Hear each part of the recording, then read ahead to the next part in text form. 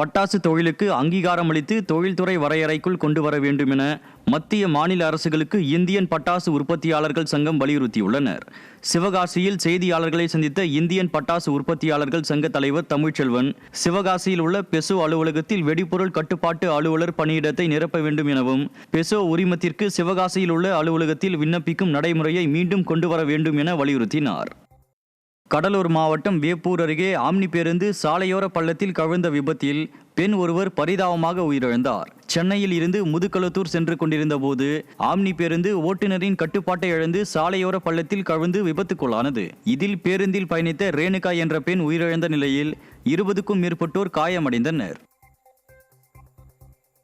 தருமபுரி மாவட்டம் காரிமங்கலம் அருகே கர்நாடக எண்கள் கொண்ட டிப்பர் லாரிகளில் கனிம வள கொள்ளை படு ஜோராக நடந்து வருவதாக விவசாயிகள் குற்றம் சாட்டியுள்ளனர். ஏரிகள் நிறைந்த பகுதிகளான நாகனம்பட்டி, முக்குளம், பந்தாரஹள்ளி மற்றும் எலுமிச்சனஹள்ளி உள்ளிட்ட பகுதி ஏரிகளில் இருந்து உயர்மட்ட காவல்துறை அதிகாரிகளின் உதவியோடு இரவு பகலாக மணல் திருடப்படுவதாக புகார் எழுந்துள்ளது. திமுகவின் ஸ்டாலின் ஆட்சியில் கனிம வள கொள்ளைகள் நாளுக்கு நாள் அதிகரித்து வரும் நிலையில் அதனை அதிகாரிகள் கண்டும் காணாமல் இருப்பதாகவும் விவசாயிகள் குற்றம் சாட்டியுள்ளனர். திருப்பூர் மாவட்டம் வெள்ளியத்தோட்டம் பகுதியில் மதுபோதையில் ஏமாற்றி சொத்தை எழுதி வாங்கிக் கொண்ட திமுக நிர்வாகி மீது நடவடிக்கை எடுக்க வேண்டும் என பாதிக்கப்பட்ட நபர் மாவட்ட ஆட்சியரிடம் மனு அளித்துள்ளார். வெள்ளியத்தோட்டம் பகுதியைச் சேர்ந்த கிருஷ்ணமூர்த்தி என்பவருக்கு திருமணம் ஆகாத நிலையில் அவரது நண்பர்களான திமுக முன்னாள் பஞ்சாயத்து தலைவர் கண்ணப்பன், பழனிசாமி, செல்லமுத்து, மனோஜ், சின்னதுரை ஆகியோர் கிருஷ்ணமூர்த்தியை மதுவுக்கு அடிமையாக்கியுள்ளனர். பின்னர் மதுபோதையில் கிருஷ்ணமூர்த்தியின் 1.25 ஏக்கர் நிலத்தை எழுதி வாங்கிக் கொண்டனர். இதுகுறித்து உரிய நடவடிக்கை எடுக்க வேண்டும் என வலியுறுத்தி பாதிக்கப்பட்ட நபர் மாவட்ட ஆட்சியரிடம் மனு அளித்தார். நாமக்கல் மாவட்டம் புதுச்சத்திரம் அருகே கதிராநல்லூரில் உள்ள சொர்ணாம்பிகை சமேத சொர்ணேஸ்வரர் கோயிலில் பூஜை செய்வது குறித்து இரு தரப்பினரிடையே ஏற்பட்ட பிரச்சனையால் அதிகாரிகள் கோயிலுக்கு பூட்டு போட்டனர். கோயிலில் சிவராத்திரி பூஜைக்கான ஏற்பாடுகளை ஒரு குறிப்பிட்ட சமுதாயத்தினர் மேற்கொண்டதாக கூறப்படுகிறது. இந்நிலையில் அனைத்து சமுதாயத்தினர் பூஜை செய்திட வேண்டும் என மற்றொரு சமுதாயத்தினர் மனு அளித்திருந்தனர். இது தொடர்பாக இரு சமுதாயத்தினரிடமும் வருவாய்த்துறை அதிகாரிகள் மேற்கொண்ட பேச்சுவார்த்தையில் உடன்பாடு ஏற்படாததால் அதிகாரிகள் தற்காலிகமாக கோயிலை பூட்டிவிட்டு சென்றனர். தகுதி சான்று கட்டணத்தை குறைக்க வலியுறுத்தி நாளை முதல் டெல்டா மாவட்டங்களில் வேலை நிறுத்த போராட்டத்தில் ஈடுபட போவதாக லாரி உரிமையாளர்கள் அறிவித்துள்ளனர்.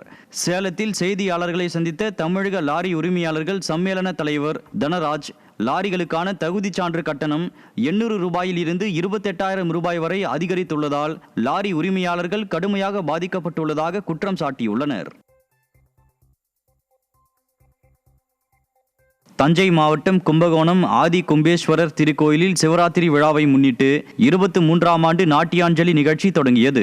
தொடர்ந்து ஏராளமான நடன கலைஞர்கள் பரதநாட்டியம் ஆடி இறைவனுக்கு நாட்டிய சமர்ப்பணம் செய்தனர். 3 நாட்கள் நடைபெறும் இந்நிகழ்ச்சியில் இதில் இந்தியா மட்டுமல்லாது இலங்கை, ஆஸ்திரேலியா, சிங்கப்பூர், மலேசியா, அமெரிக்கா உள்ளிட்ட நாடுகளில் இருந்தும் பரதம், குச்சிப்புடி, மோகினியாட்டம், ஒடிசி, கதக் போன்ற பல்வேறு நடன கலைஞர்கள் பங்கேற்கின்றனர்.